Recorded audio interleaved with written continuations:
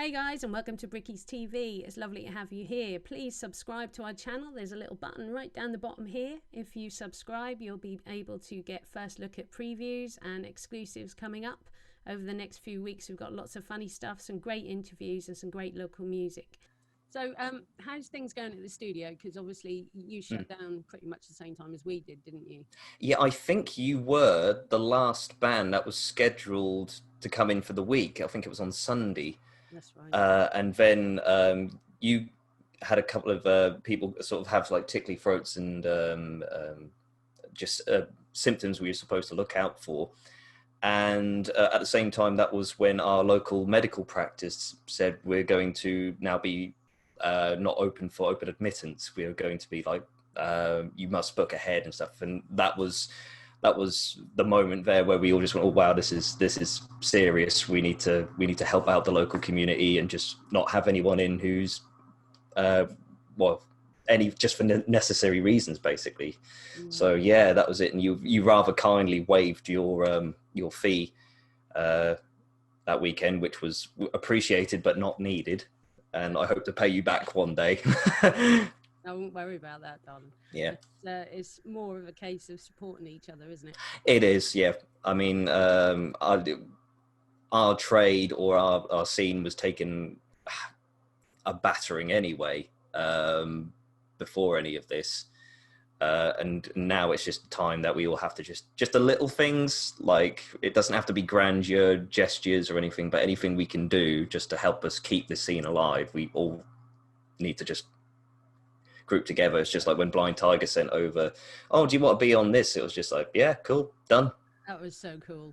Honestly, every time we listen to that, it just gives me shivers. It's so cool. They did such a good job of it, and it was really nice to be thought of and included. So I thank Charley and Andy and all the guys there for thinking of me, because as soon as the link came through, I just went, yeah, cool. No problems. It was good fun, wasn't it? And it was fun. It was brilliant. There was no pressure or anything. It was nice to just sit in the studio and just go, all right, bang, this is where we're going. Yeah, definitely. Wonderful. So what are your plans for the studio? Because I know you're reopening. Is it next week? Yeah, we're the week of the 6th. We just waited for all of the guidelines. I mean, I talked to you as well. The main worry was trying to get a vocalist into the studio. In terms of the studio space, we can socially distance everyone to like 2 meters apart. That's not really the problem. The problem was if people are projecting their voices. That's where the guidelines became a little bit fuzzy.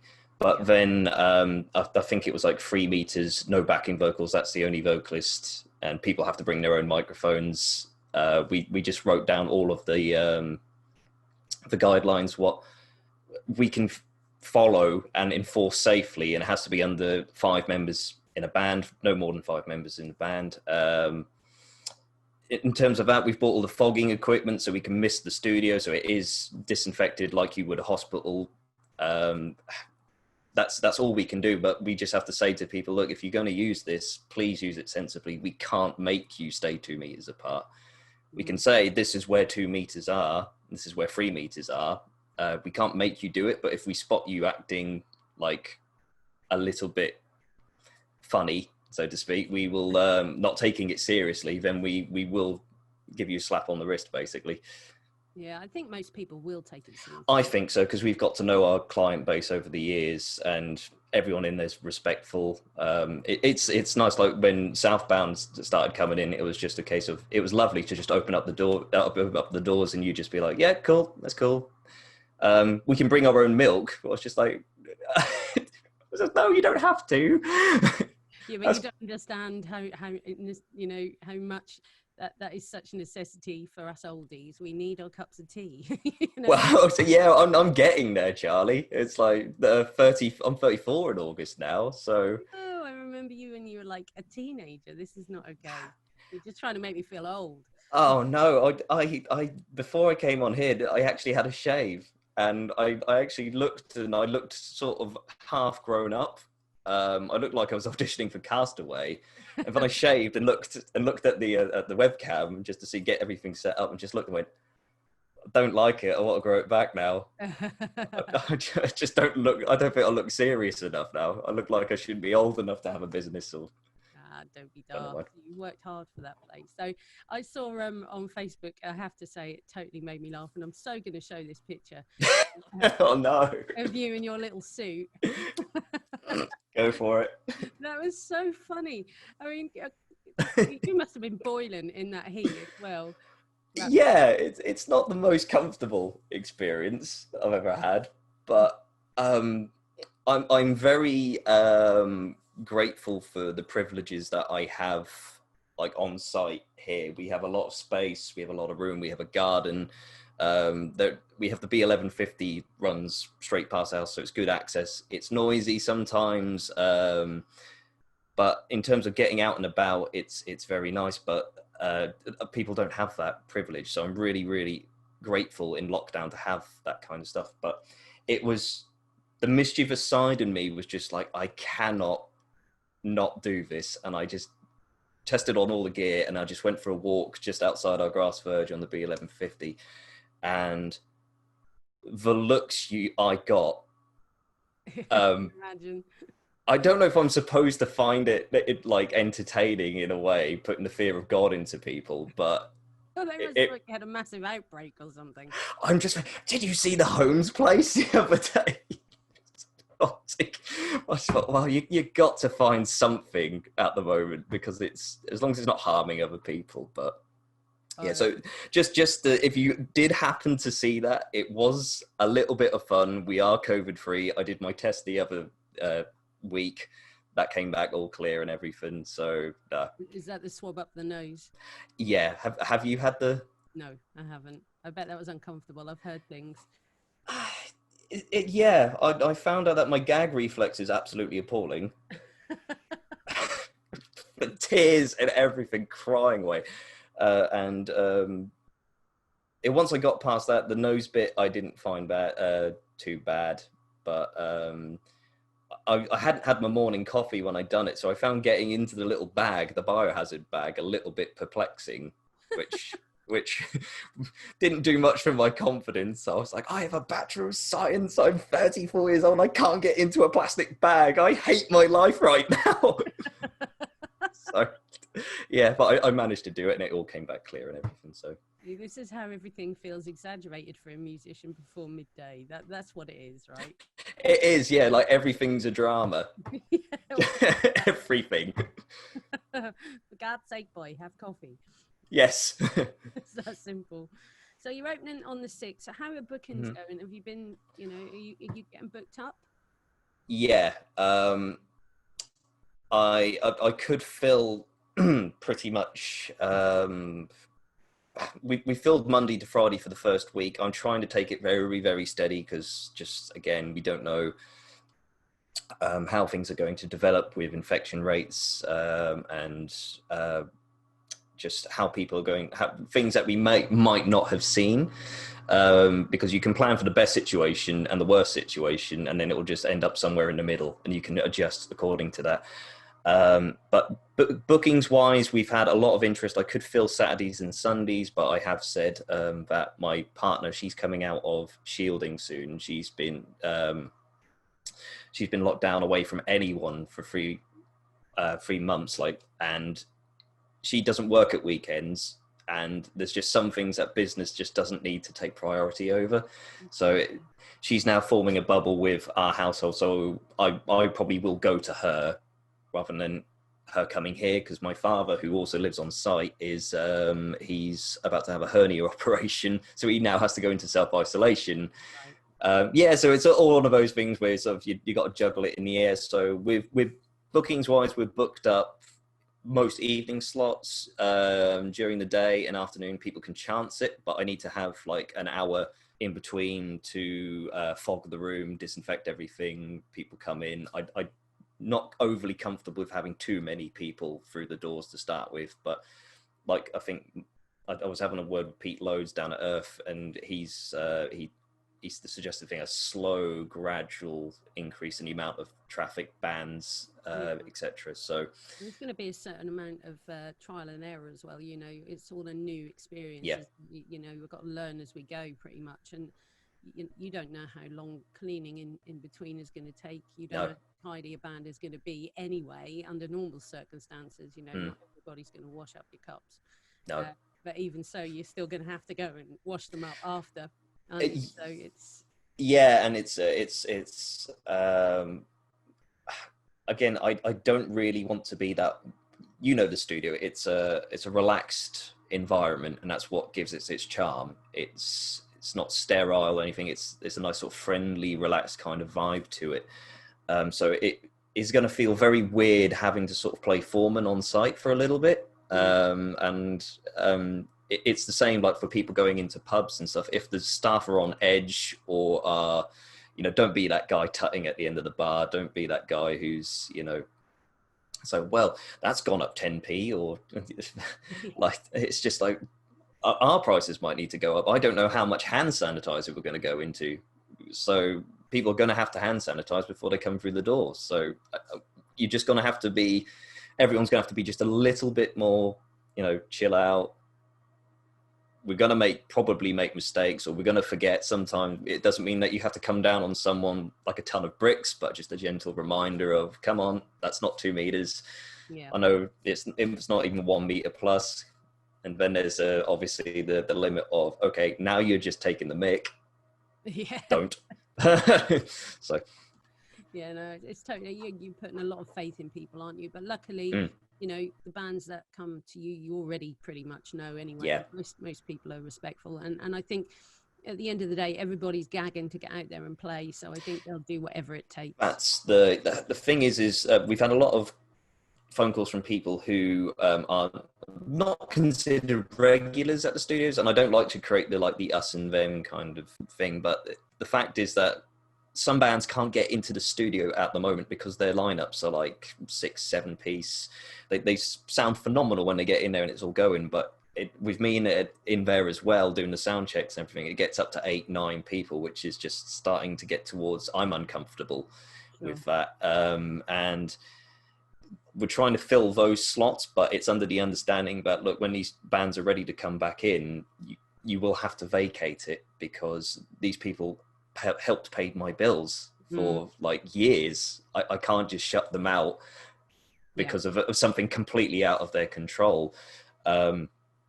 So yeah, in terms of bookings like that, I'm trying to put people in where and when I can. But it is, I like a lot of people I know. So that's the main thing. If you know people who are sensible and fit the bill, that's fine. It's not as if you're going into a situation where you've just opened the doors to anyone. Sure. And you get people who think they're rock stars, and you know. Definitely. So obviously that's the studio, so hopefully everything will sort of go smoothly and be up and running from the 6th. What about you personally? I mean, have you had a chance to, you know, make plans for playing, because you've obviously got fingers in lots of musical pies, haven't you? It's been don't get me wrong, having the break was actually quite nice. It gave you a chance to recharge, because I think I was playing in like 4, maybe 5 acts at the time with all different sets, and even though they were just covers and stuff, because I stopped gigging under my own name for a little bit for about 3 or 4 years back, just to sort of recharge. And I went through a little bit of a rough period, like personal life things. There was the family health matters, you know, there's relationship problems, and just sort of mental health.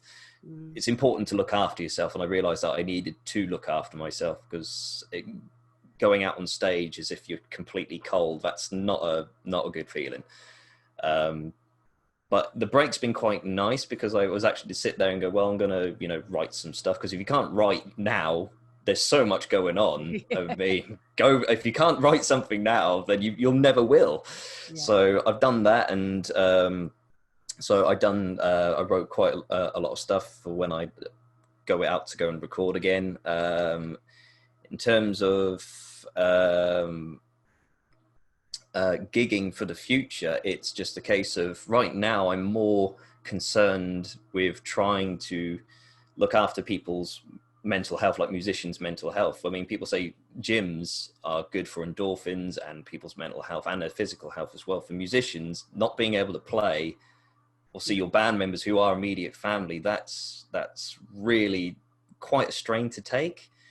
And the world, also something to encourage people to get away from social media at the moment, because I think a lot of people are just looking at a lot of stuff around the world at the moment, just going, what happened? Yeah.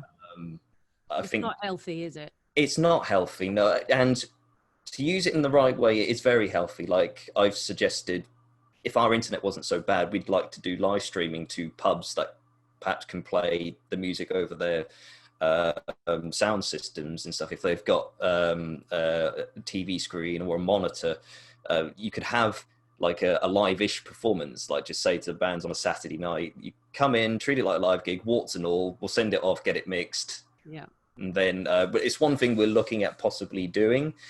That's our main concern, is looking after the venues and the musicians at the moment, rather than looking towards gigging at the moment, because as of now, there's no time frame on it. So most important. We wouldn't. Sorry. At the moment, we wouldn't be allowed to stream anything. Yeah. It's just ridiculous. Really? Yeah, we're not allowed any music in pubs at all. Yeah. That could cause customers to have to raise their voice, because obviously if you've got background music on, which is quite loud, and you then have to speak louder to enable other people to hear you over the music. See, it's an absolute minefield. It is.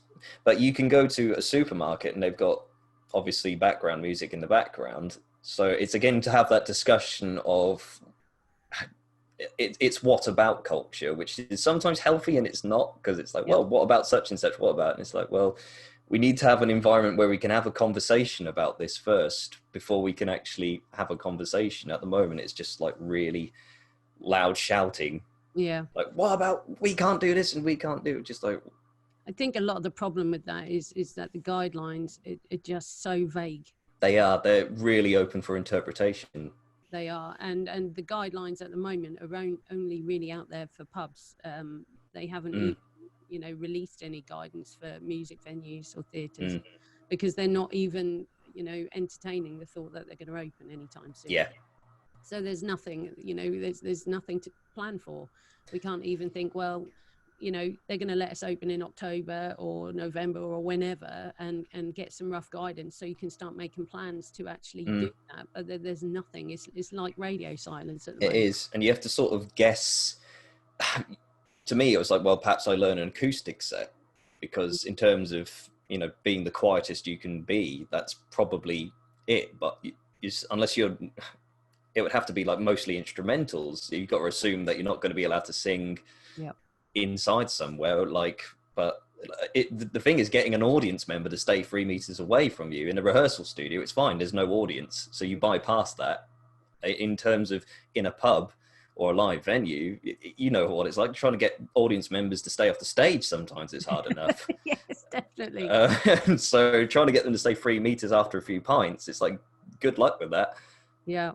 And when you're safeguarding others at the end of the day, and you've only just sort of now started to re-emerge, if you like, and you can't make those exceptions at this stage, because, cutting corners could get you in serious trouble. It can get you into, I mean, the government today was said that business owners who don't enforce this as, like, I'm trying to think of the correct word, sort of as properly as they would deem, might end up with a 2-year jail sentence. Now, I don't know that was just reading an article. I don't know the source material, but I literally just blitzed that before I came on it, and I was like, oh my God. Yeah, like, it was how who said that. Yeah, and I was like, how is it bluster? Is it just like a scare tactic, or is this if I don't if somebody just goes within a meter of someone, am I going to go to jail? I think it's all it comes down to due diligence, doesn't it? That phrase never comes out of my mouth the way it should. I just can't say that. But if you can prove you have done absolutely everything within your power to make sure people are safe and that you are COVID free, then you will be fine. Yeah. But letting two youngsters in watching their dad rehearse is not doing everything within power, is it? No, it's not. You know, at the end of the day, as long as you are doing everything you possibly can, then you will be fine. But there are some out there that will bend the rules. Yeah. And those people will be subject to the law. And I think that's what the article was about, you know. Yeah. At the end of the day, I don't think it's about us little people that are going to go all out and buy, you know, biohazard suits and foggers to make sure everything. Well, yeah, exactly. I mean, to me, it would be... To me, it feels slightly overkill, but I'd rather do that. Well, you can sleep at night, Rob. Yeah, I can. That's the important thing. If I've done everything I possibly can to have a good night's sleep, then I'm okay with that. I mean, we will make mistakes, probably. Everyone's got a slightly different moral compass. That's part of being human, but it's the due diligence. See, I have trouble as well. There you go. Yeah, see, it's the double D, isn't it? It's just due diligence. There you go. I got it. Play games with myself all day with that now. It's just the disclaimer of this saying, look, we've done everything we can, but there is an element of risk in this, and you have to understand it. Because you're dealing with humans. Yeah, exactly. Yeah. And they're not predictable. No. You know, hence the reason we're still shut. You know, we've had a lot of people, you know, getting in touch saying, when you open, are you open on the 4th of July? I was like, absolutely not. I'm so sorry. Yeah. it's like people asking me, are you going to go out to the pubs? I'm just like, as much as I want to support the Walnut, I want to support the brickmakers, I want to support the art centre, I want to support the waterfront. It's just like, no, it's just, I can't put my 2 elderly family members at risk and my girlfriend who's is in the shielding category. As much as I want to support the businesses and everything like that, but at the same time I have to earn money as well. So see, what do you do? Problem, isn't it? It hasn't gone away, and I think a lot of the nation are feeling like, okay, everything's open up, everything's fine, it's gone, we're all good. But it hasn't. There are still people dying every day, and there are still people getting this every day, and there's a certain element of fear still left in people. And with the MVT survey that they did, the audience survey, there were a high percentage of British public that said they would not be going back into pubs in July, and actually most of them said they wouldn't feel comfortable to do so until October. Yeah. So. And then in October, it's prime conditions for flu anyway, just non-COVID-19 flu. So it's just, you can't blame people for being overly cautious. And it's a little distressing when you're considering all of this, like one singer in 1,000-foot room, you know, and there are people just having illegal street rallies and stuff like that, and it is the why do I bother? But then you remember why you bother, because you care. So you as much as frustrating as it is, you sit there and go, I really want to go out now. You sit there and I would really like to do this now. No, you're not doing this for anyone else except your immediate community and people around you, I think. Yeah, totally. And I think that's the way, because it's the way it spreads, isn't it? If everybody's doing it for their immediate community, if everybody literally just took that step, then the whole of the nation would be looking after each other. It's that simple. We're very lucky, I think, in Norwich and in Norfolk as a whole, that people are actually very considerate generally of each other. Yeah. You only got to look at the news and the beaches to see that doesn't spread across the whole of the nation. No. So I think we're very lucky in Norfolk. Like again, a few family members went down to Cromer the other week, and if you watch the news, you'd believe that most beaches are war zones at the moment. But the pictures that came back from that, I think that was also Lauren Dove from Dove and Bowie, but she took a photograph of a beach that was just absolutely empty. Yeah. And it seems a growing trait, like within Norfolk, our infection rates don't seem as bad. Mm. I don't know if that's me being, living in a little box or something, because I make a habit now of turning off the news every now and then. Yeah, Because just go for a walk. Just remember how nice it is to live in a place with all these public footpaths and everything. I've found places that I didn't know existed on my front doorstep. It's wonderful, but it's nice to see some amount of common sense on the beaches here. But who knows? It's just, as you said, the community spirit needs to be here. We need to remind each other that there are people out there who are being sensible. We might not be the most vocal, but we're trying. We're just trying to go shopping and not die. Yeah, that's the bottom line, isn't it? At the end of the day. Yeah, I mean I would love to go to Tesco's and not feel as if I'm going to die. That's It's one of my feeling, isn't it? Yeah. I've only actually been, I think, twice to Tesco's, and I've managed to click and collect on most occasions, although I have to wait about 6 weeks for it. But the 2 times that I have had to go into Tesco's, I felt like I was going into a war zone.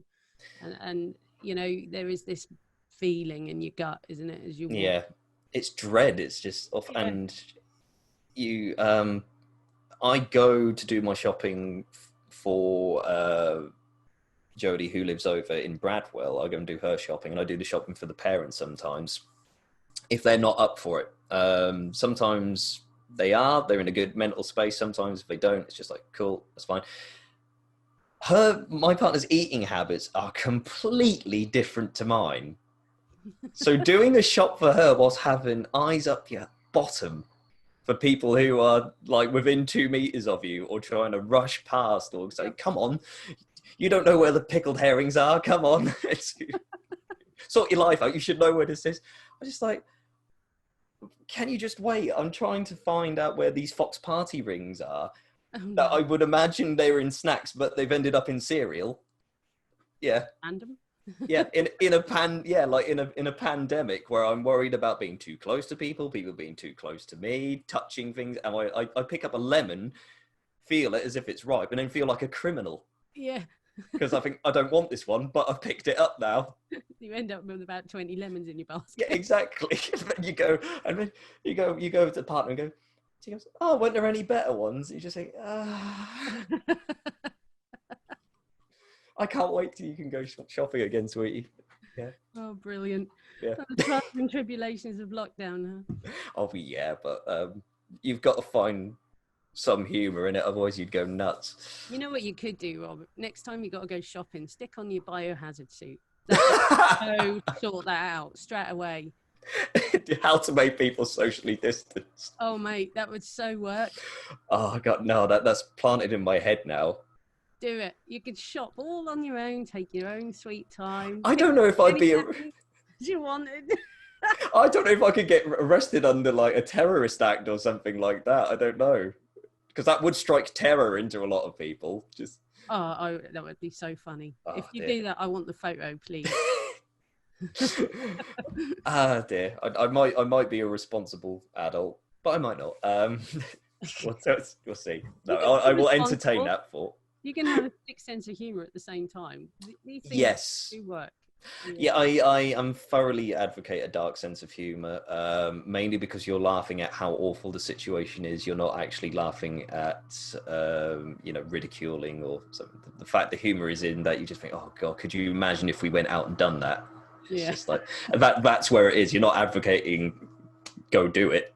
No. But it'd be it's like walking down the B1150 in a hazmat suit. Technically, I'm on my grounds and everything, but it was just I've got to have a little bit of fun. I'd laugh if I was coming the other way. So you've got to laugh at the moment. Things are just so bizarre, aren't they? It's we've never seen anything like it, and hopefully we never will again.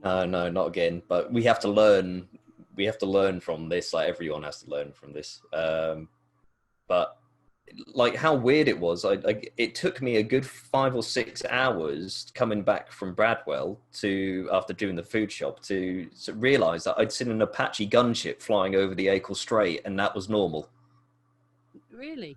Yeah, and I know they're in the area and stuff, but normally you would just look up and go, "Oh wow, that's like it's a war machine." But Yeah. I just blinked and just went, "Oh, that's an Apache." Yeah, I Kept was on driving. we was over Marisol walking the dogs. I think it was about the 4th week into lockdown, and a Chinook flew over, and they're very distinctive sound, aren't they? Yeah. You know, and we're standing there on sort of quite a bit of high ground in Marisol, and I looked up and I saw this Chinook come flying over, and I'm like, oh no. You can't help but think that, do you? It's no, they're just doing maneuvers, but that side of your brain goes, "What now?" No, I know. Yeah. Sal, our drummer, she was Yeah, bless her. for the RAF. She was at I think she's at Lakenheath. Mm-hmm. I texted her and I said, "Is everything all right? I've just seen a Chinook go over Mousehole." Yes, they're not doing airdrops into like Mile Cross and yeah. It's just, relax. They're probably just doing a supply run. I was like, in a Chinook. yeah. It's like, never mind. Oh well, yeah. Oh dear. You got to be careful not to become too desensitized to this though, because that's when you stop caring. So absolutely, I don't think that's going to happen anytime soon. I don't think so. We're quite good up here. I think little old Norfolk had done us proud, I think. Yeah, just when I mean Norwich has been very, very good compared to the rest of the country, which I know if you're anything, we are like, to use a Norfolk phrase, Rummans. Sometimes it's like we have the normal for Norfolk culture where people would look at it and just go, "What?" I find it really weird. And for us, we'd be just like, "And."